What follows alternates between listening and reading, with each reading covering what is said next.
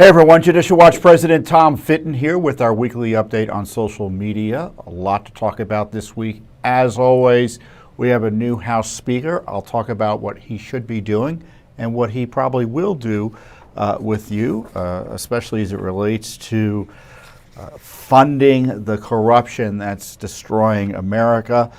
New lawsuit on the Twitter files, meaning the censorship and election rigging designed to help Joe Biden, plus a Judicial Watch lawsuit on that Obama chef story. Some new developments there that are worth sharing.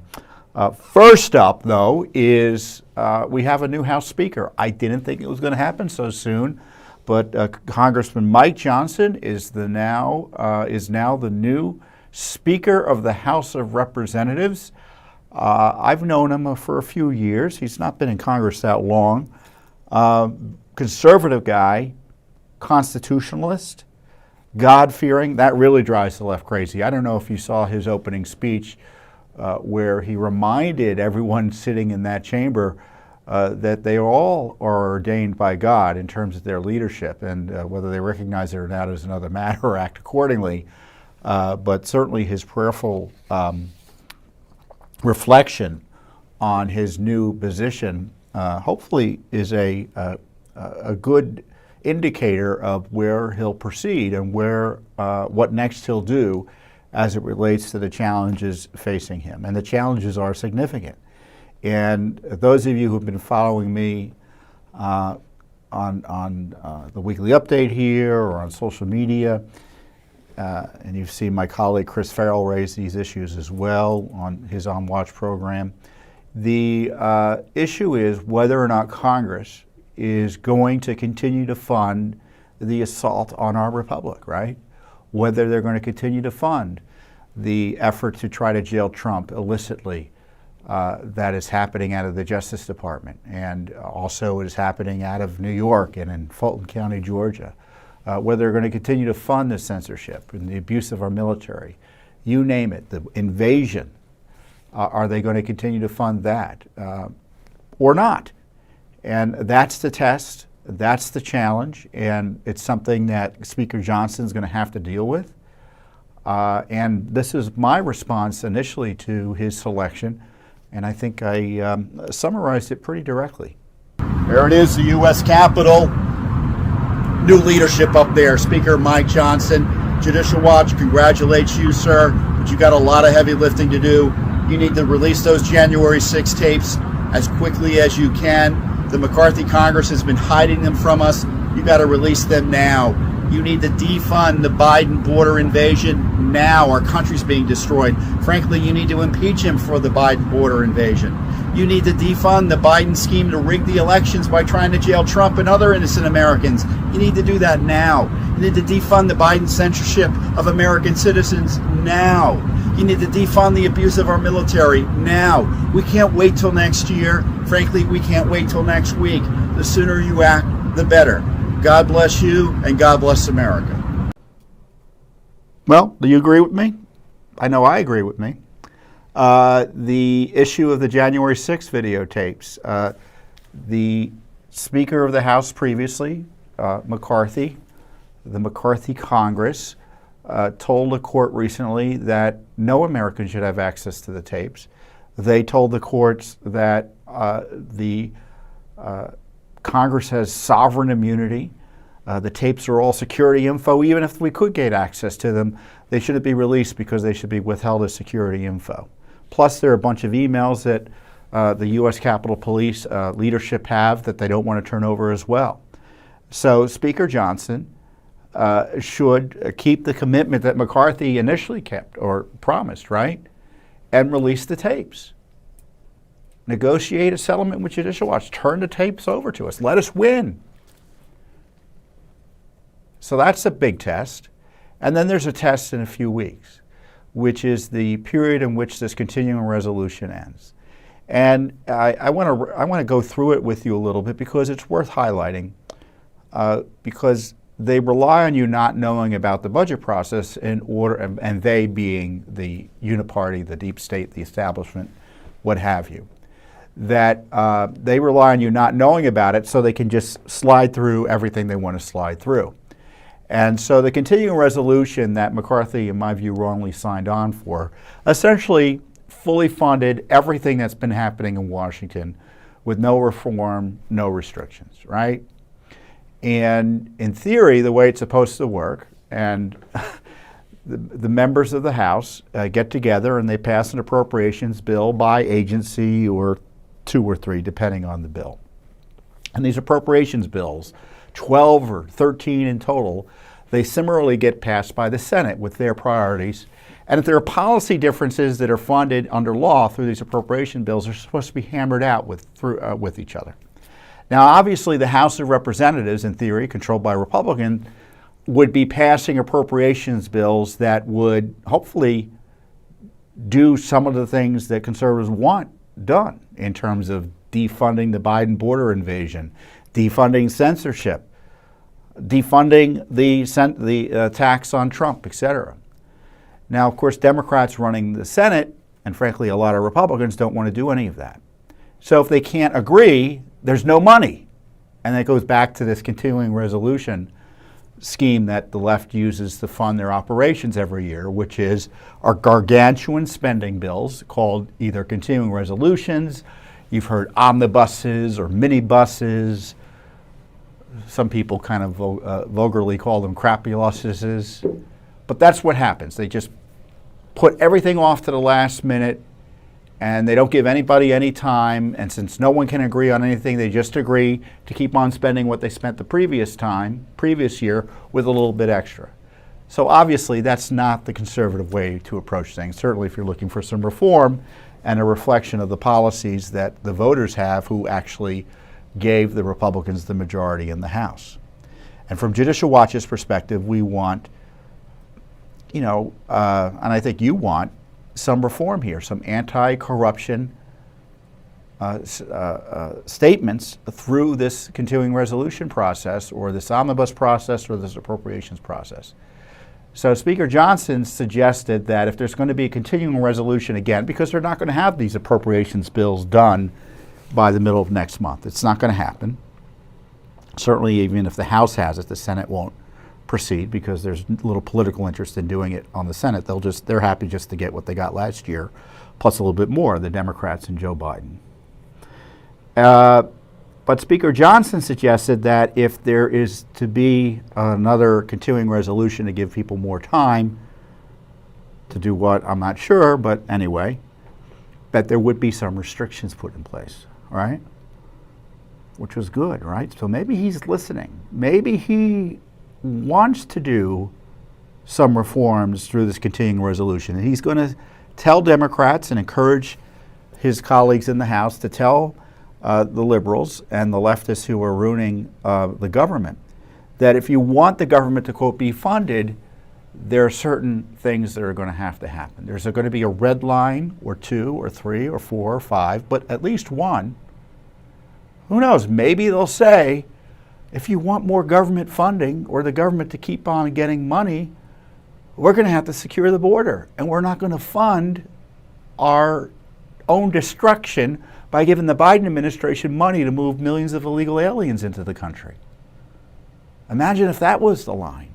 Or imagine if the line was, you're not going to spend money to try to jail Trump.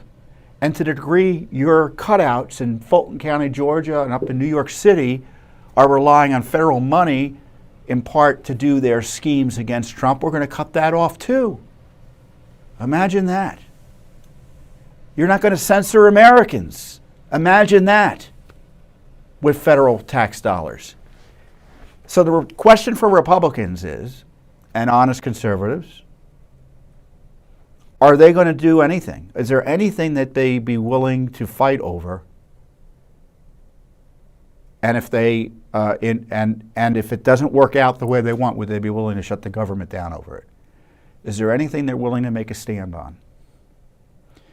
And if you want them to make a stand, you need to call your members of Congress, and you got to do it. I tell you, the only reason Speaker Johnson is Speaker Johnson was because of your activism and the activism of countless millions of Americans who flooded the phone lines on Capitol Hill. Now, is Speaker Johnson going to do everything I want him to do? Of course not. Is he going to do everything you want him to do? Of course not. I mean, that's just politics, right?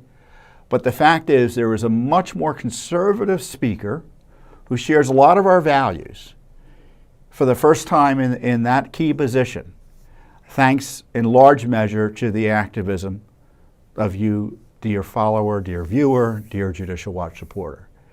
And if you want to follow up on that and leverage that success for more policy successes, certainly in the area of transparency, government accountability, et cetera, holding Biden accountable for his corruption, I'm going to get into that, then call your members of Congress at 202-225-3121, 202-225-3121.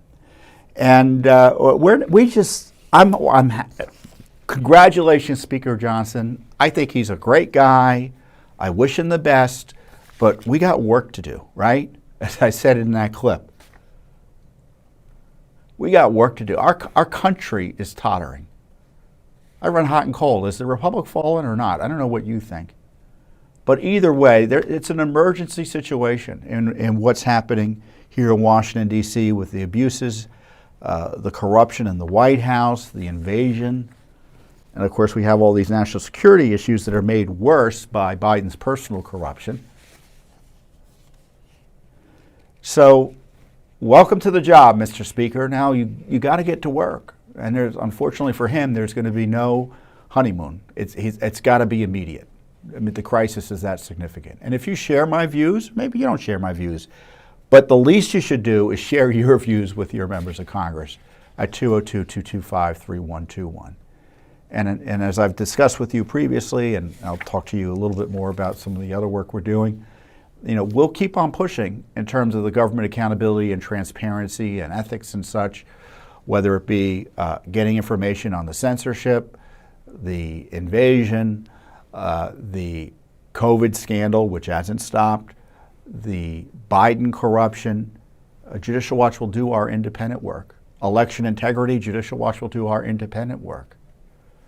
But Congress has got to get it together, because everything that's terrible is happening with the help of Congress and the full funding of Congress. James Comer, who is head of the Oversight Committee in the House, he's one of the 3 chairmen that have begun an impeachment inquiry that was authorized by previous Speaker McCarthy.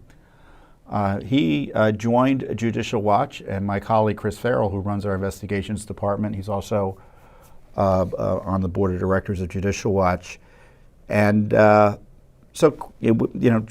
Comer's been doing some good work. He's very articulate and direct about talking about what he's been finding. And but you can see, Chris had some good questions for him. Let's go to a part of the discussion that Judicial Watch had with Mr. Comer the other day.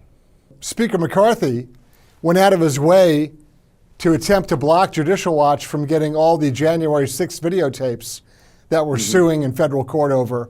We found that astounding. We could understand Pelosi trying to block all the January 6th videotapes, but we found it quite disturbing that Speaker McCarthy jumped on board with her and said, yeah, don't release them to the public. The American public doesn't need to know that, doesn't need to see those videos. We found that we hope that the new speaker will take a different approach on that, because it's our position that every single second of January 6th video, the American public has a right to. No, I agree completely. I think we should release the tapes. I think Mike Johnson has said he would do that. Good. Good. And let me say this about Judicial Watch. As chairman of the House Oversight Committee, I appreciate everything you all do. I follow you on Twitter. Good. We read everything you do. You all have been more successful in getting a lot of documents through your FOIA lawsuits than we have, which shouldn't be that way. That's how bad the administration's blocking us. But we'll try to help you. We're well, you have helped us a lot, and we appreciate the great work that you all do. It's been very beneficial to us. We've got to cut spending. And I can't think of a better place to start than the weaponized government, than Merrick Garland's weaponized Department of Justice, than Chris Wray's weaponized FBI. So, Amen.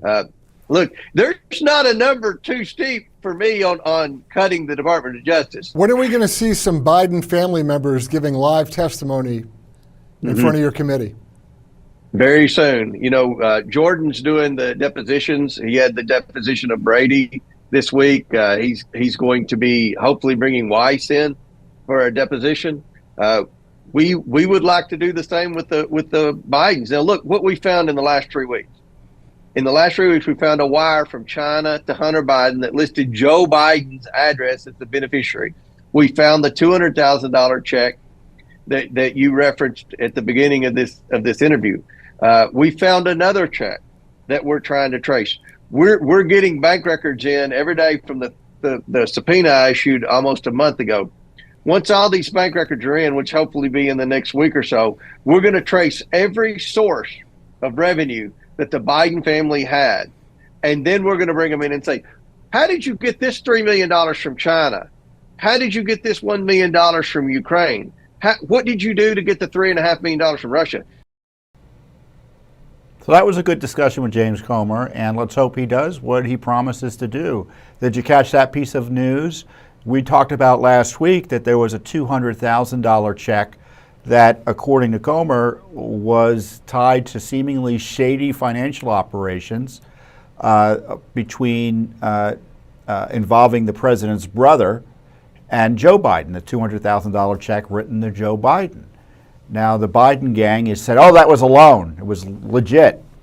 Comer wants to know, well, how was it legit? Where's the loan documents? Give us details. Tell us. Because it sure didn't look legit. And now there's another check. So look to that next week. I mean, you can see how the House, and I think, I want to take a step back here. Chairman Comer talked about how important Judicial Watch's work has been. Let me just say this. The House needs to do much more. We're all agreed there. But the change in approach in terms of investigations in the House of Representatives over the last few years is in large measure due to the leadership of Judicial Watch. They had seen what Judicial Watch has been doing since day one on so many of these scandals. They see how Judicial Watch has been getting documents that Congress hasn't been able to get. Their supporters and their constituents have been saying, why aren't you doing what Judicial Watch does? And now they're trying to do what Judicial Watch does. So to the degree they do that, the better.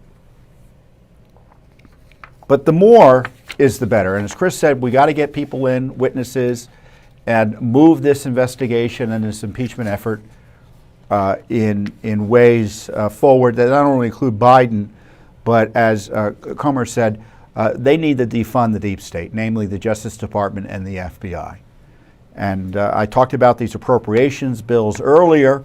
I don't think the DOJ appropriation has passed yet. So I'm not even sure what the House's position on this is. Forget about using the CR to defund Jack Smith.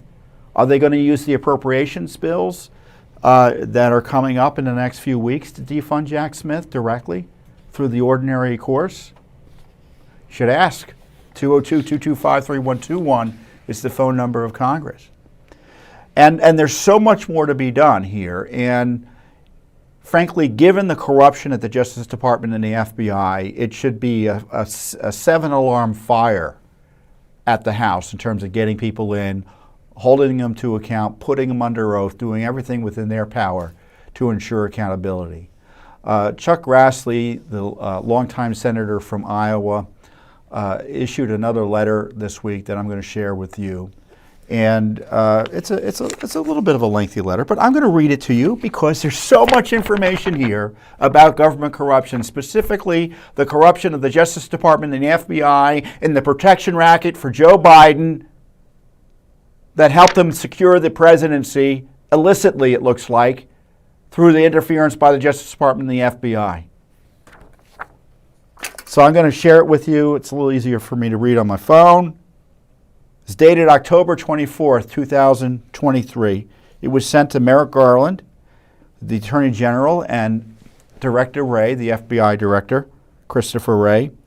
Dear Attorney General Garland and Director Wray, Since July 25, 2022, I've requested information from the Justice Department and the FBI with respect to legally protected whistleblower disclosures that inform my office of political bias infecting the decision-making process in investigations related to the Biden family. Since that date, the Justice Department and FBI have failed to provide reasonable, responsive records. This letter is based on years of investigation, including the provision of information, records, and allegations from multiple Justice Department whistleblowers that indicate there is and has been an effort among certain Justice Department and FBI officials to improperly delay and stop full and complete investigative activity into the Biden family, including but not limited to the FD 1023s referencing the Biden family. This alleged political infection breaks faith with the American people and will ruin our governmental institutions should it continue. As just one initial example, I've been made aware that at one point in time, the FBI maintained over 40 confidential human sources that provided criminal information related to Joe Biden, James Biden, and Hunter Biden. An essential question that must be answered is this: that the FBI investigate the information or shut it down. Indeed, if those sources were improperly shut down, it wouldn't be out of the ordinary for the FBI, as this letter will address. By way of initial background, since August 2019, Senator Johnson and I have investigated the Biden family's foreign financial dealings and business arrangements. On September 23rd, 2020 and November 18th, 2020, this is 3 years ago, we issued reports detailing our findings based in part on hundreds of Treasury Department suspicious activity reports, transcribed interviews, and thousands of pages of Obama-Biden administration government records. Our findings indicated potential criminal activity to include money laundering with respect to members of the Biden family and their business associates, as well as strong financial connections to questionable foreign nationals and foreign government-linked corporate entities. Then in March and April of 2022, we gave 3 speeches on the Senate floor and made public bank records supporting the same findings and further connecting the Biden family business to businesses linked to the communist Chinese government. After that, on October 26, 2022, Senator Johnson and I provided hundreds of pages of bank records to U.S. Attorney Weiss, who's the U.S. Attorney in Delaware, now the special counsel, connecting the Biden family to Chinese government-linked entities. Since August of 2019, the Justice Department and FBI have refused to answer our questions, cooperate with our investigations, and have made every effort to obstruct and frustrate legitimate and constitutional congressional oversight. On July 25th, 2022, I wrote to both of you. In that letter, I described whistleblower allegations that the FBI developed information in 2020 about Hunter Biden's criminal, financial, and related activity, but ultimately, I lost my start.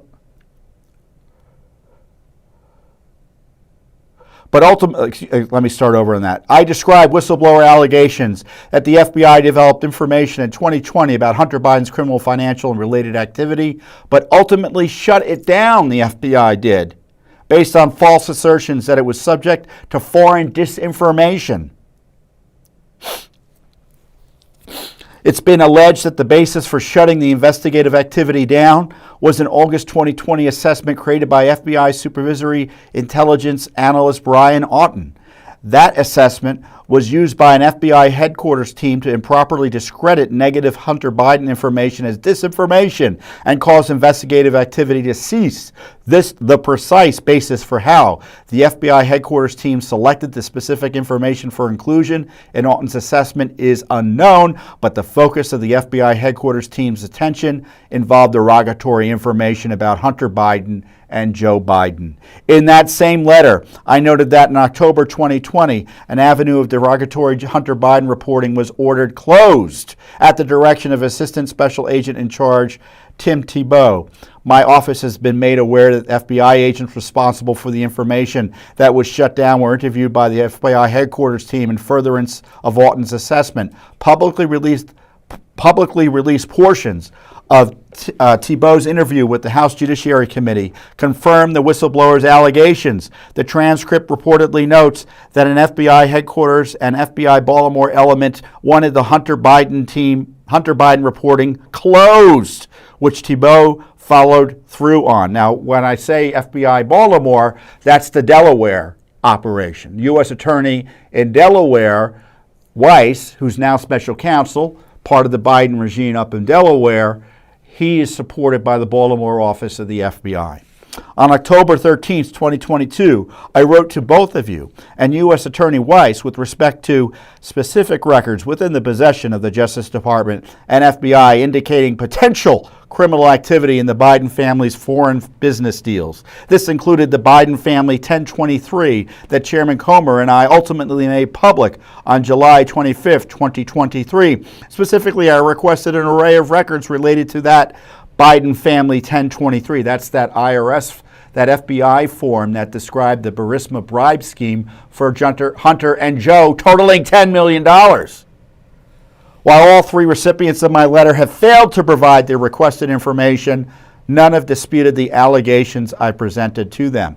Although investigative activity was scuttled by the FBI in 2020, the origins of additional activity relate back to years earlier. For example, in December 2019, the FBI Washington field office closed a 205B kleptocracy case, 205B Serial 7, into Mykola Shevsky, owner of Burisma, which was opened in January 2016 by a Foreign Corrupt Practices Act, FBI squad based out of the FBI's Washington field office.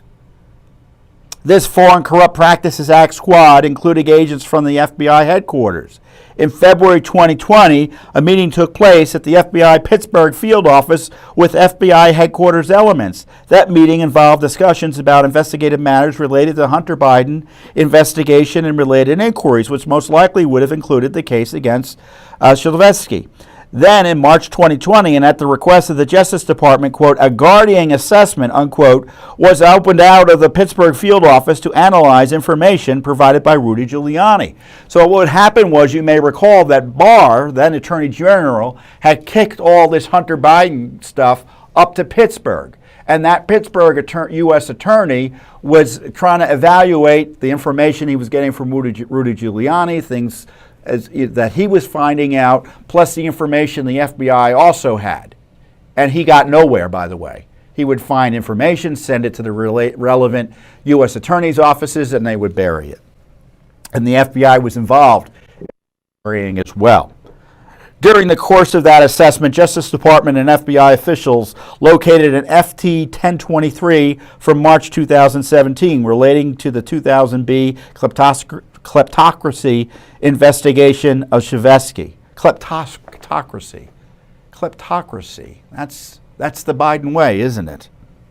That FD 1023 included a reference to Hunter Biden being on the board of Burisma, which the handling agent deemed at the time non-relevant information to the ongoing criminal case. And when that FD 1023 was discovered, Justice Department and FBI officials asked the handler for the confidential human source to re-interview the confidential human source.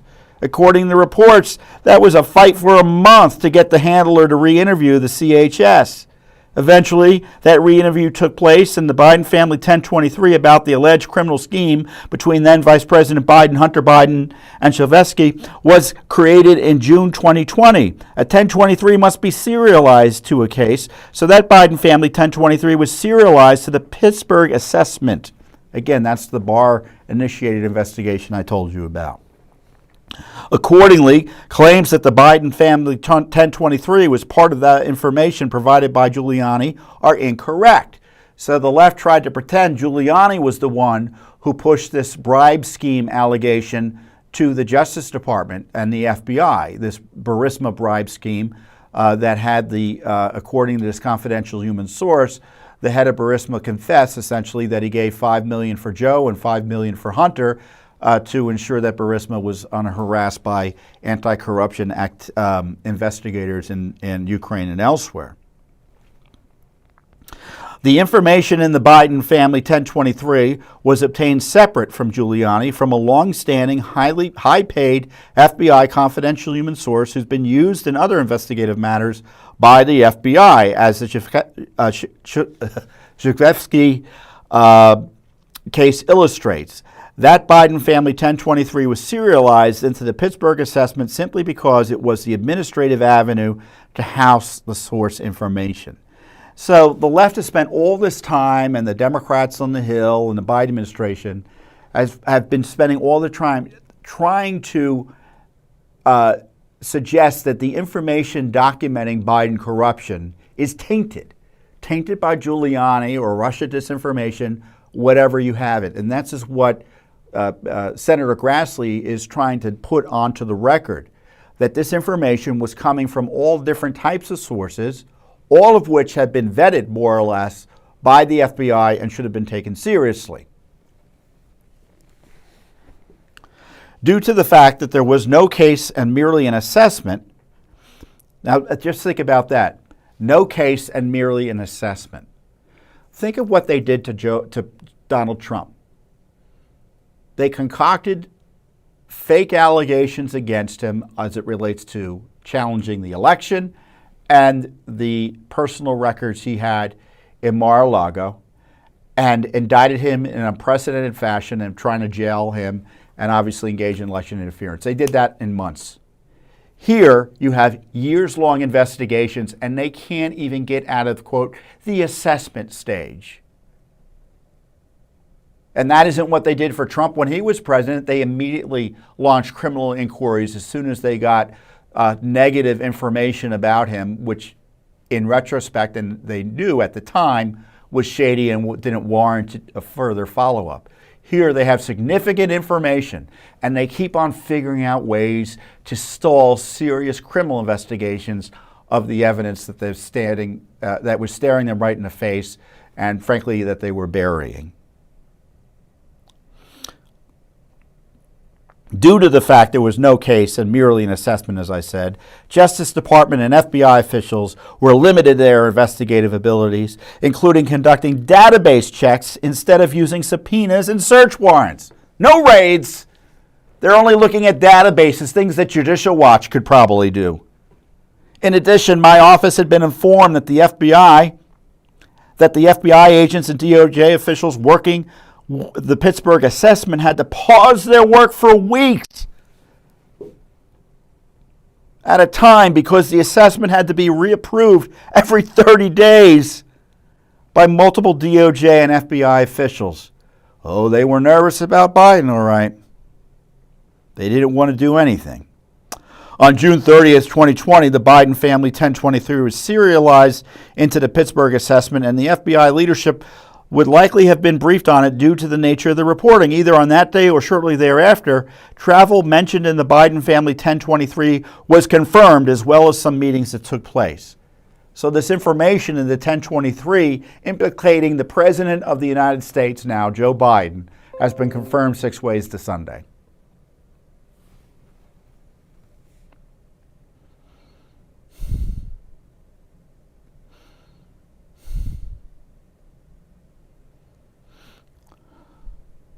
In August 2020, and possibly earlier, supervisory intelligence analyst Brian Auten opened the aforementioned assessment, which was used by the Foreign Influence Task Force to seek out CHS holdings at FBI field offices across the country relating to the Biden family and falsely discredit them as false foreign information. So just a few months before the election, a top guy in the FBI put out an APP, it's not literally what he did, for all material that would help Joe Biden. That's what he did. What corruption? What corruption?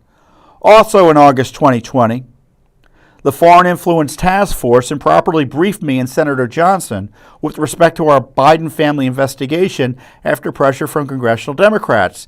That improper briefing was used by Democrats and partisan media to falsely claim our investigation, which was based on Obama-Biden administrative records, was impacted by foreign disinformation. So that meeting was a setup. They went in there to create the appearance that Grassley and Johnson were barking up the wrong tree and were being misled or active allies of Russia disinformation operations. That's how corrupt the FBI was, and they knew otherwise. They knew they were onto something, so they set up this fake meeting to give their friends like Adam Schiff an excuse to attack Grassley and Schiff and Johnson with leaks suggesting that the FBI warned them of Russia disinformation as it relates to the Hunter Biden, Joe Biden criminal allegations. So it was obstruction of Congress, too. That's what's going on here. On September 3rd, 2020, the Pittsburgh assessment was closed after a mere 6 months, and on September 14th, 2020, the Foreign Influence Task Force communicated with the handling agent for the Biden family 1023. According to information provided by my office, the Foreign Influence Task Force attempted to shut down that reporting by falsely saying it was subject, again, to foreign disinformation. It should be emphasized that the basis for trying to shut down the Biden family 1023, again, this is the $10 million bribe that Burisma's chief talked about to a credible source that the FBI had been using for years. It should be emphasized that the basis for trying to shut down the Biden family 1023 has been described by my office as highly suspect and is contradicted by other documents my office has been told exist within the Foreign Influence Task Force, FBI Seattle Field Office, FBI Baltimore Field Office, and FBI Headquarter Holdings. On September 21st, 2020, after closure of the Pittsburgh assessment, U.S. Attorney Scott Brady transmitted a report to Principal Associate Deputy Attorney General Rich Donahue, summarizing the findings of the FBI assessment. The subject line of that report stated, vetting. According to information provided to my office, the officials involved in the assessment had limited ability to verify all the information in the Biden family 1023 because the Justice Department did not authorize them to use a grand jury, and therefore they didn't have all the tools at their disposal to run the information to ground, including subpoenas to obtain documents and interviews. However, the report included a recommendation that additional investigative activity be done. This is just a few months before the election. Imagine if we knew this before the election in 2020.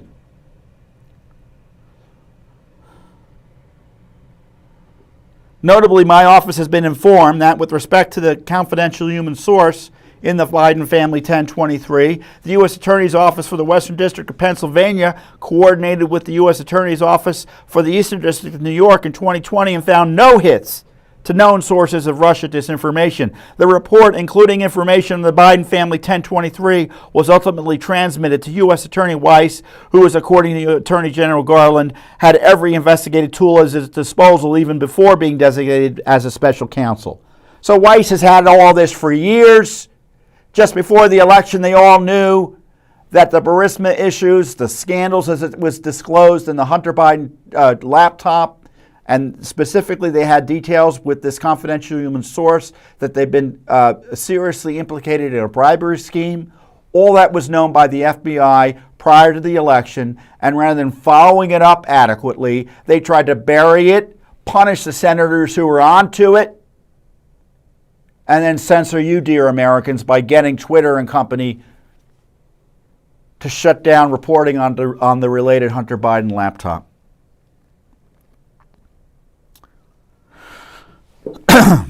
Since making the Biden family 1023 public on July 25, 2023, it's been made clear by former Attorney General Barr, Director Wray, and Deputy Director Abate that the 1023 is part of an ongoing investigative matter, indicating its investigative credibility and authenticity. As such, it's essential that we examine the alleged attempts by FBI personnel to sweep it under the rug, as well as what steps U.S. Attorney Weiss has taken to use the document for his ongoing investigation. On October 5th, 2020, Supervisory FBI Special Agent Eric Miller and Assistant Special Agent in Charge Thibault participated in a call with the Washington Field Office, Baltimore Field Office, Wilmington, Delaware FBI agents, and FBI management personnel. That call allegedly included Assistant Special Agent in Charge Alfred Watson, Supervisory Special Agent Joe Gordon, Special Agent Susan Repke, and Special Agent Joshua Wilson. Notably, FBI agents from the Baltimore Field Office were attached to U.S. Attorney Weiss's investigation,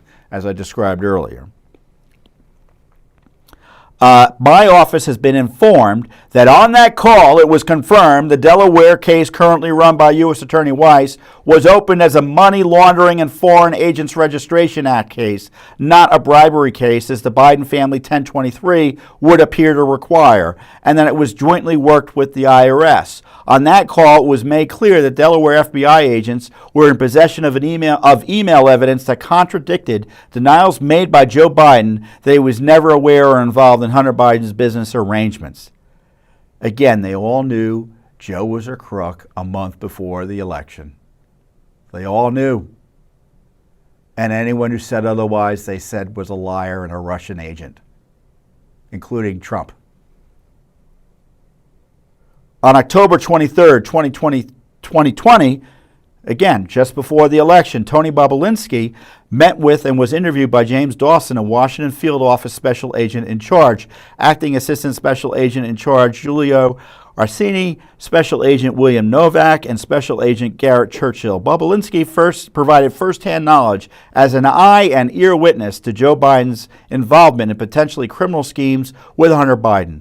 Notably, on October 13, 2022, I wrote a letter to both you and U.S. Attorney Weiss with respect to a summary of Bobulinski's FBI interview that my staff reviewed and which included in part reference to the Biden family, to the Bidens receiving an unsecured $5 million loan intended to be forgivable from CEFC, which is the Chinese energy company, communist, in 2017 that would serve as a payment for actions Joe Biden took during his vice presidency. Evidence of a bribe from the Chinese communists. My gosh. This financial strategy to illegally treat income as a loan is consistent with IRS whistleblower testimony that indicated Hunter Biden attempted the same with respect to other income, including payments received from Burisma. Also on October 23, 2020, Justice Department FBI special agents from the Pittsburgh field office briefed Assistant U.S. Attorney Leslie Wolf, one of U.S. Attorney Weiss's top prosecutors, and FBI special agents from the Baltimore field office with respect to the contents of the Biden family 1023. However, the meeting did not include any IRS agents, and the AUSA Wolf prevented investigators from seeking information about Joe Biden's involvement and Hunter Biden's criminal arrangements. So they were protecting actively Joe Biden. Based on the information provided to my office over a period of years by multiple credible whistleblowers, there appears to be an effort within the Justice Department and FBI to shut down investigative activity related to the Biden family. Such decisions point to significant political bias infecting the decision-making of not only the Attorney General and FBI Director, but also line agents and prosecutors. Our republic cannot survive such a political infection, and you have an obligation to this country to clear the air. Accordingly, based on the aforementioned information, I've obtained the names of 25 DOJ and FBI personnel to interview at a future date, some of whom have named above, who either had or a direct or indirect role in the allegations described above. In addition, please provide the requested information no later than November 17, 2023. And this is the requested information. All records between and among the U.S. Attorney's Office for the Western District of Pennsylvania and the U.S. Attorney's Office for Eastern District of New York relating to Hunter Biden, James Biden, Joe Biden, the Biden family, an unredacted copy of the September 2020 report transmitted to the Justice Department officials, to Richard Donahue, who was Deputy Attorney General, all records including, and there's a number of records, from January 1st, 2014, goes back to 2014, this investigation, to the date of this letter that referenced Shavlosky, the Burisma guy, Hunter Biden, James Biden, and Joe Biden. Was Tony Bobulinski's interview summary placed within the Guardian file? Was it placed within an investigative case file, or was it buried, right? That's the question he has. All records related to the May 2nd, 2017 and May 3rd, 2017 meetings between Tony Bobulinski and Joe Biden. Bobulinski met with Joe Biden. The case file for the Auten assessment, which is the big assessment of the case. that was buried or designed to bury it. All records derived from reporting on derogatory information linked to Hunter Biden, James Biden, Joe Biden, and their foreign business relationships that was overseen under the approval, guidance, and purview of Assistant Special Agent in Charge Thibault from January 1st, 2020 to his last day at the FBI.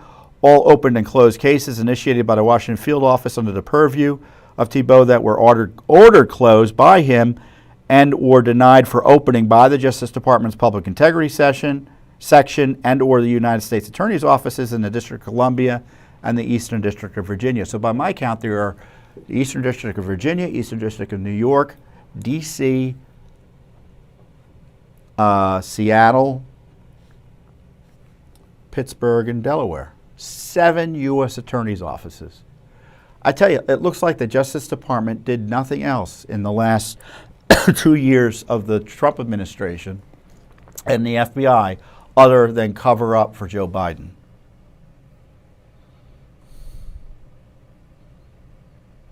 Now I just lost my place.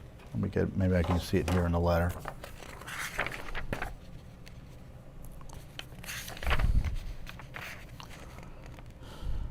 All records between and among the Foreign Influence Task Force, FBI Seattle Field Office, the Baltimore Field Office, and FBI headquarters using the terms Russian disinformation or foreign disinformation from January 2019 to the date of this letter.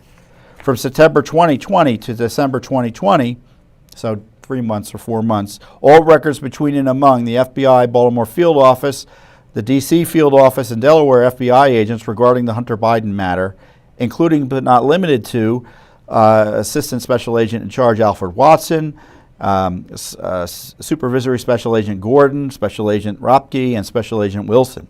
All records from January 1st, 2020 to the date of this letter between and among the FBI's Foreign Influence Task Force regarding the liquidation of human source reporting relating to Hunter Biden and Joe Biden, the Biden family 1023, and all references to Biden. All records from January 2, 2019 to the date of this letter between and among the FBI Field Office, the Baltimore Field Office, the FBI Seattle Field Office, Delaware FBI agents, and FBI management personnel related to the Hunter Biden matter.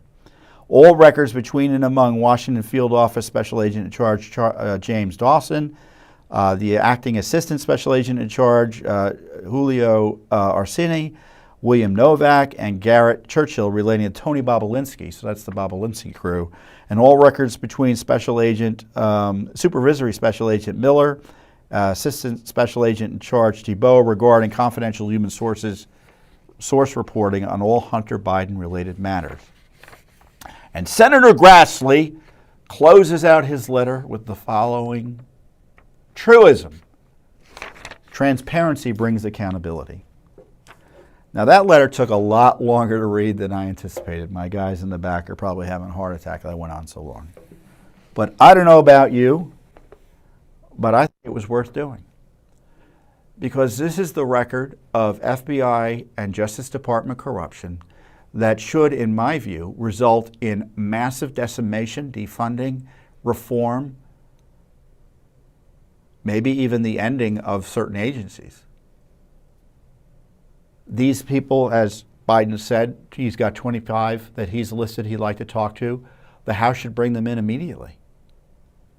We can't, as I keep on saying, we can't wait. To the degree these individuals are still in government, our law enforcement, our rule of law is threatened. This is the same crew that has been protecting Biden, has been harassing Trump. And I don't know about you, but you read this, and I encourage you to kind of go and get the letter if you want to. If you didn't listen to me read it, I think I did a pretty good job reading it, given its length. I mean, this is urgent. We have a president that looks like, by all accounts, is on a take. The FBI has known it for years. The Justice Department has known it for years. They've tried to destroy those who've tried to expose it. So Judicial Watch has much in the way of litigation on this information in here. So we're doing our own independent investigation of this. Kudos to Charles Grassley and Senator Ron Johnson and the leaders in the House who are pursuing this as well. But we got to move faster. Now, Chuck Grassley is in the minority in the Senate. So these requests, it's like shouting into the wind for him. They don't have much incentive to respond to a minority in the senator, a minority representative in the Senate, the Biden administration. They don't care. They're not going to respond to him, as he's suggesting they're ignoring his information. But in the meantime, he's gathering the information that certainly the House, I hope, would follow up on, and certainly Judicial Watch already has followed up on, and we've been separately pursuing. We've sued for the 1023 information. We've sued for the scheme to obstruct Congress. At least we're doing the heavy lifting, but we want Congress to do it as well. So it's important that you understand this letter and the crisis evidenced in it for our nation. Because right now we have a president of the United States who's been compromised by the Russians, the Chinese, and who knows who else. And if you don't think the Russians and the Chinese and who knows who else don't know that, then you're terribly naive. And if you don't think that his corruption and his being compromised factors into the decision making by the Russians and the Chinese and other bad actors such as Hamas, then I don't know what to tell you. But it places the country at risk as long as this corruption is unaddressed and we whistle past the graveyard. And that's why Judicial Watch is so adamant about it, and that's why I took the time to read and share this information with you about the worst government corruption that I'm aware of, ever. I know there's always something worse, perhaps, but this is pretty darn bad. Don't you agree? Hurt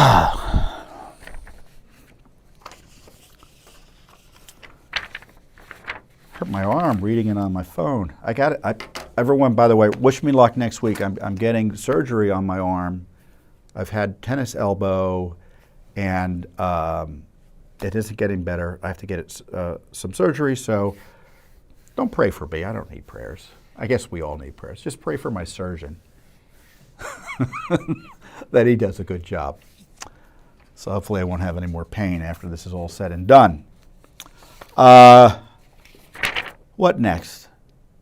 Oh, speaking of government corruption, maybe we'll save this for the end. Let's talk to you about. Remind me to talk about this at the end.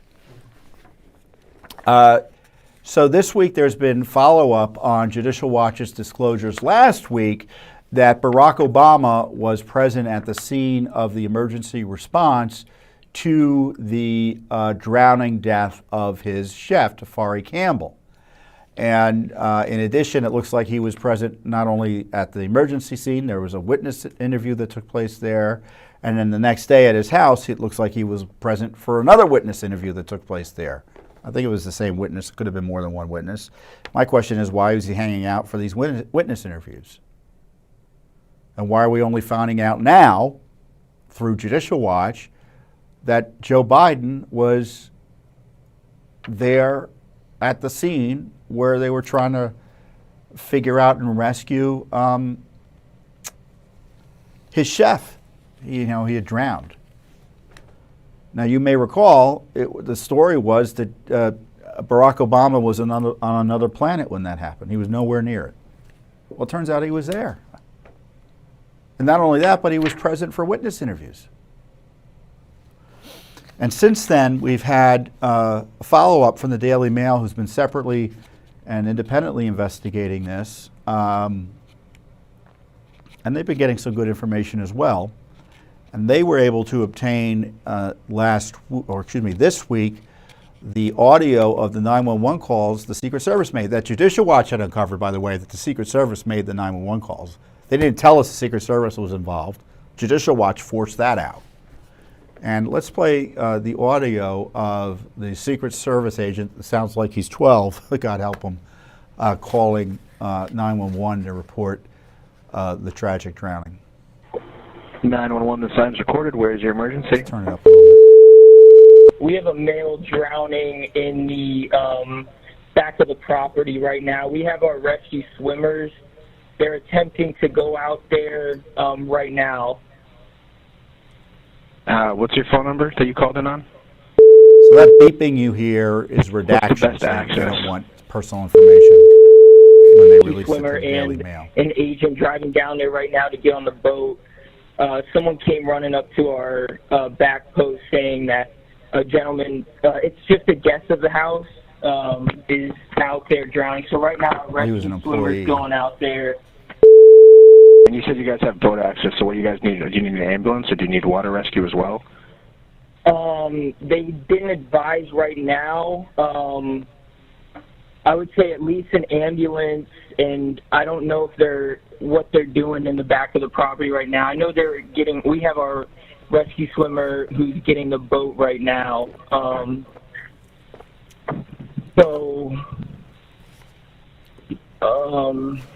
I would say at least an ambulance. I don't know what the lead time is. All right, I'll send the ambulance over, and I'll contact the fire chief and see where he wants to go. So DD the chief, and see companion where he of wants to the drop chef, the whose boat name in we there. don't know, was alerted the Secret Service, and that's why they're calling. I don't know if you have like a better number for me to call you back if we get them out of the water, and I can give you another situation report. They're not passing anything over the radio right now. I think we have enough. Yeah, I can We give got you the that point if you'd here. like. So you can see that poor Secret Service agent was, trying to manage the situation or help manage it as his colleagues were desperately searching the water for Mr. Campbell. So the woman who entered the water with Mr. Campbell, according to the documents we uncovered last week, they both were paddleboarding. Now, paddleboard is kind of a giant, super big surfboard, extra wide. You can stand on it and row while you're standing. That's typically what it's used for. She said they both tried to get up on their individual paddleboards. She was able to stand up on it. He lost his balance, fell in, panicked, and drowned. She swam over to where he was, couldn't find him, and she got back to shore and, according to the report, told Secret Service, who obviously is on the property because it's Obama's property, and one thing led to the other with the Secret Service trying to mount a rescue, and then the local police brought some folks in as well, and the fire department. And the documents last week showed that Obama ended up coming down to the emergency scene because they set up a little emergency headquarters, and he comes down in his motorcade and is providing information and is there, and at least for the initial questioning of the woman who was with Mr. Campbell. Now, the woman supposedly is, according to the Daily Mail, a staffer also for Obama, but we don't know her name because they haven't released the name to us. But the documents show us also last week from the Massachusetts State Police that there was a Secret Service video that showed Mr. Campbell and this woman entering the water, and then the video also shows the emergency response in part by the Secret Service.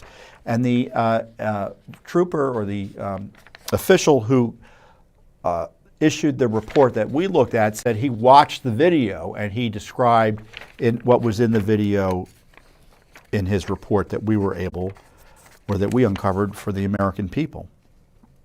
At 6:54, this is what the video shows. Two individuals identified as Campbell and blank, redacted, are observed walking on the boardwalk from the area of the residence towards the shoreline at Edgartown Great Pond. Both Campbell's and blank's appearance and clothing are consistent with prior descriptions.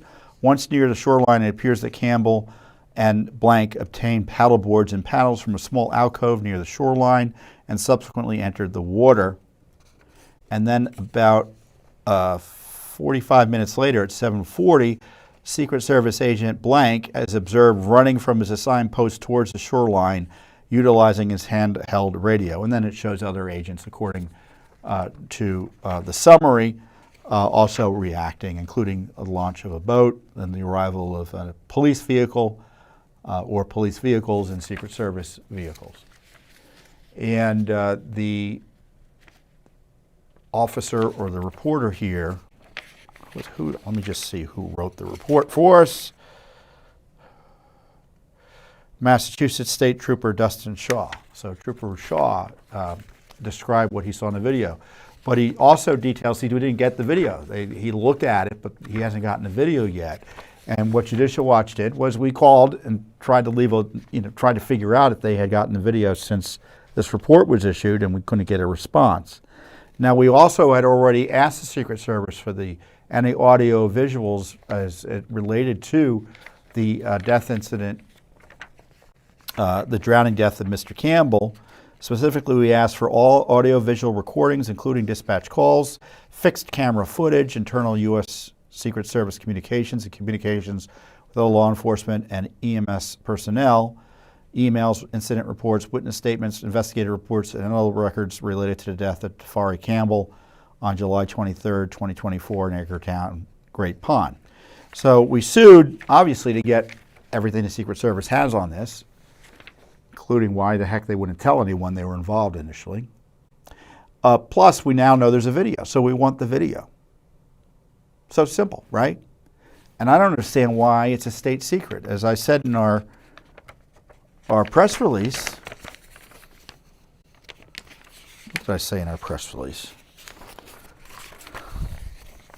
Why is the Secret Service hiding the video that can provide the public more information about the death of Barack Obama's personal chef? The Secret Service involvement in this death investigation has been treated like a state secret until Judicial Watch uncovered it. So, you know, they were pretending Obama wasn't around. They were hiding the fact the Secret Service was involved. And you know why? Because if Obama was around and the Secret Service was involved, people can gain access to more information because there's a federal interest. So we sued. We asked for these records back in August. No, excuse me. When did we ask for them? Back in July. So they're giving us the runaround. I mean, these records we got from the Massachusetts State Police, we didn't even have to sue for them. Secret Service, we almost always have to sue. And I just want to be clear here. The Secret Service is treated terribly by this group. I mean, they're just poorly run in my view. I mean, the agents, as I said, they've been attacked a dozen times by Biden's dogs, more than a dozen times. Nothing was done until Judicial Watch stepped in and did the heavy lifting by exposing what was going on.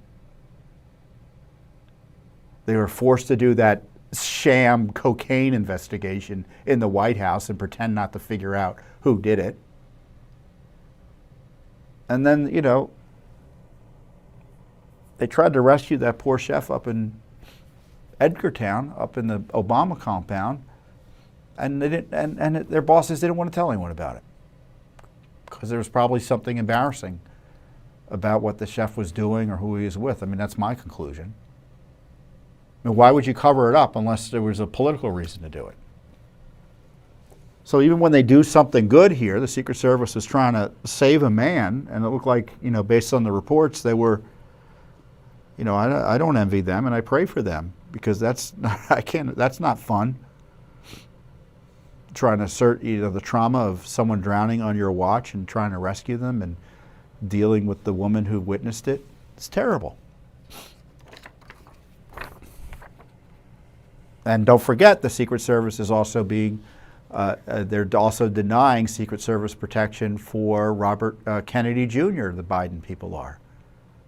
Despite them knowing, based on Judicial Watch's uncovering and sleuthing and investigations and litigations, that the Secret Service knows that Kennedy's been targeted by people who are on their radar, known subjects.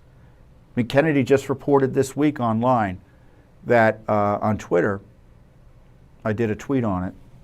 What did he say? That there was one guy who was arrested, tried to jump his fence. The local police arrested him. They let him out, and he showed up again at his home, and he got arrested again. I think that's what happened. Still no Secret Service agents for him. So the Secret Service is, and plus the Secret Service looked like was brought in to help cover up Hunter's gun scandal. So this is a bigger issue than just the chef, right? This is about the way the Secret Service is used and managed and abused by the folks who benefit from their willingness to put their lives on the line. Jeez. So I'll let you know if we get the video. Maybe the local police were able to get a copy of the video, and because they do say there are more materials they're going to give us, so maybe we can get it that way as well. But we have a federal lawsuit to figure out what went on here. Leave it to the Obama gang to turn an accidental drowning into a federal case because they just refused to be forthright about something.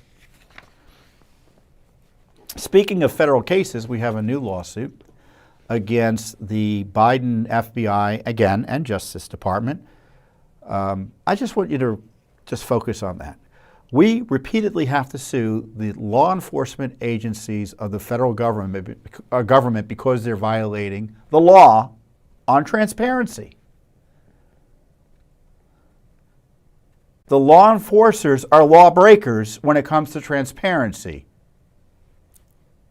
Usually, not only are they directly breaking the law, but in the case of the Justice Department, they're usually defending, almost always, defending the agencies that are breaking the FOIA law elsewhere. So they break the law, defend the breaking of the law. And in this case, they're hiding records about any payments made by the FBI to Twitter. Yes, did you know the FBI had been paying Twitter? I did know that, but I forgot about it. And so I'm glad our people investigated it when it first came up. That's what I love about Judicial Watch. We don't forget. I may forget, but institutionally we don't forget. And what had happened was in December of 2022, the Twitter files came out. There were a series of reports as independent journalists were given access to documents made available by Elon Musk after he purchased Twitter. And independent journalist did a report on these Twitter files, and his name, the journalist's name was Michael Schellenberger, and he revealed an email which states that the FBI paid Twitter nearly $3.5 million in taxpayer money as, quote, reimbursement for the time spent processing requests from the FBI, unquote, from October 2019 to February 2021. So we wanted to know, tell us about what that money was about. Simple request, right? We got the proverbial hand to the face. That's the story of Judicial Watch. We ask for records, and then we get the hand to the face. And we have to go to court. On January 30th, the FBI claimed it could neither confirm nor deny the existence of the records responsive to your request pursuant to FOIA Exemption B7E, which refers to investigative techniques. So the FBI now when they say they can either confirm or deny the existence of records, that's a CIA trick. And it's not really, to be fair to the CIA, and I don't like to be fair to many federal agencies, but when they say they can't confirm or deny something, it's usually for national security reasons, or at least that's what they're supposed to be using it for. They're saying to us that, look, if we confirm or deny we have a spy in Timbuktu, to deny it tells the bad guy something, and to confirm it tells the bad guy something. So we're not going to say one way or another. We want strategic ambiguity, right? Now the FBI is starting to say that for basic information about the way it operates. For example, in the January 6th craziness, the FBI started scooping up and working with banks to scoop up the private financial data of every American who was in the Washington, D.C. area around January 6th, including everyone from the President of the United States to Supreme Court justices to members of Congress, everyone in the D.C. area they were getting financial data on. And there were leaks in that regard. Bank of America was involved in it, looked reportedly. And we asked for what's going on there. That was an outrageous violation of privacy under the Fourth Amendment and other provisions of law. And the FBI said, well, we can't confirm or deny we did that. And the court bought into it. And now that's what they're doing, giving money to Twitter to do who knows what. Were they paying Twitter for responding to a subpoena request for them? That they subpoenaed Twitter records of a user?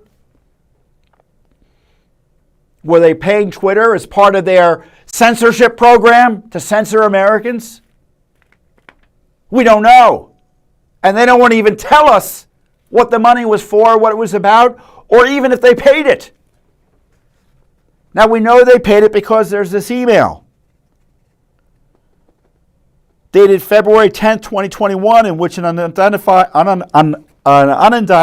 excuse me, I'm getting a little ahead of myself, an unidentified Twitter employee tells then Twitter Deputy General Counsel Jim Baker and then General Counsel Sean Edgett that we have collected $3,415,000, more or less, since October 2019, exclamation point. The email explains that Twitter's Safety, Content, and Law Enforcement Division instituted a reimbursement program in exchange for devoting staff hours to processing requests from the FBI. Now, Baker and Edgett were fired by Elon Musk following his purchase of the social media platform in October 2022. Now, who's Jim Baker, you might ask? He used to be the top lawyer at the FBI under the corrupt James Comey. He was involved in the skullduggerous spying and abuse of Trump, the coordination with Hillary on Russiagate, you name it. And then he's over at Twitter suppressing people who were supportive of Trump and helping Biden. Unbelievable. The notorious relationship between the FBI and Twitter includes millions in taxpayer cash. The Justice Department and FBI's cover-up of this collusion show they have something to hide. Do you agree? I think that's the case. So this censorship just is getting worse and worse. The cover-up is growing. We want to know what the money was for. Congress, you think Congress is going to figure out what this money was used for? Maybe they will. Maybe they'll follow our lead, as James Comer says they often do.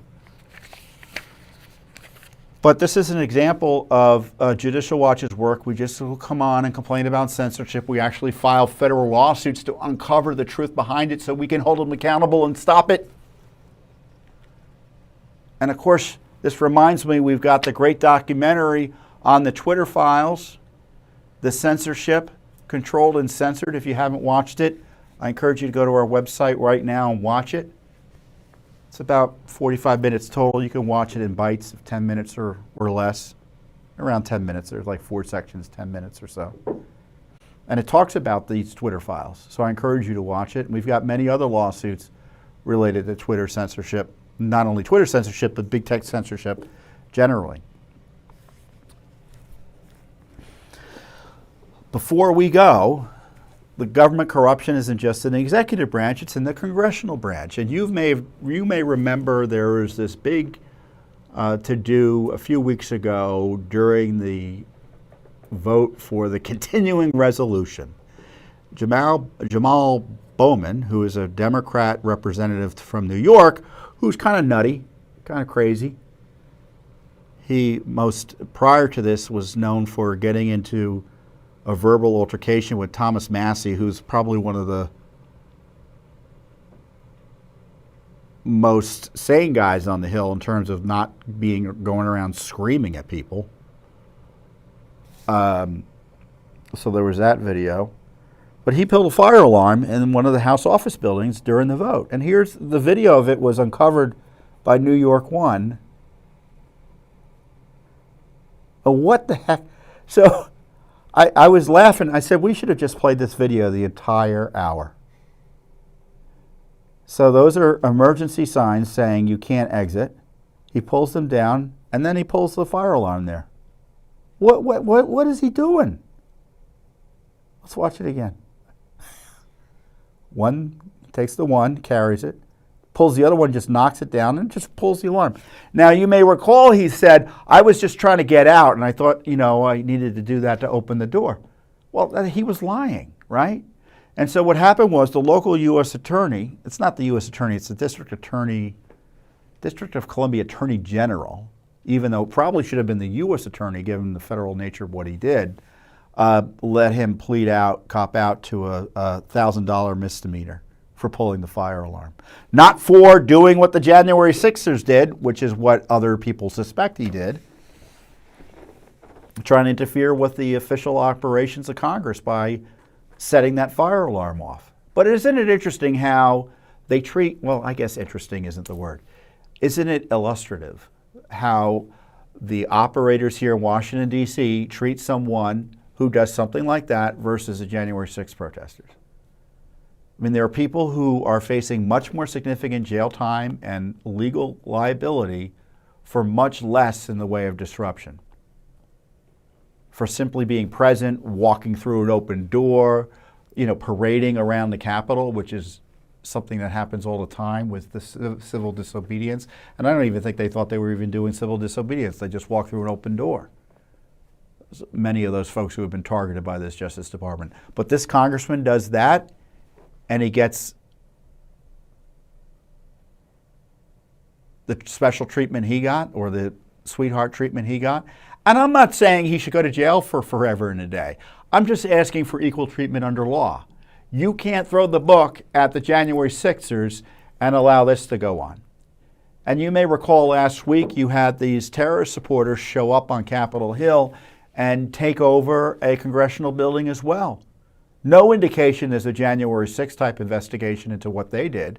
It's because they're leftists. People talk about the double standard of justice, and, I think that's a fair way of analyzing it, but my kind of weird way of analyzing it is there's just one standard of justice for the left. It's target their enemies and protect their friends. So they're being perfectly consistent when they target Trump supporters and jail Trump while protecting Biden. They're being terribly consistent. They're protecting their friends and targeting their enemies when they target January 6th individuals involved in that incident and treat differently the pro-Hamas wing of the Democratic Party taking over a congressional office building. Or, as we point out here, as we see here, let's run that video one more time. This is a member of Congress acting like a madman. Will he be expelled? Will he be censured? We'll see. I think we have a FOIA or two out on his case, so if we get anything, we'll let you know. So, boy, it's been a busy week. A lot going on. As I said, I got the surgery next week. Hopefully I'll be around next week to do a regular update. If not, we'll have something else special here for you. But God bless you, and we'll see you here next time on the Judicial Watch Weekly Update. Thanks for watching. Don't forget to hit that subscribe button and like our video down below.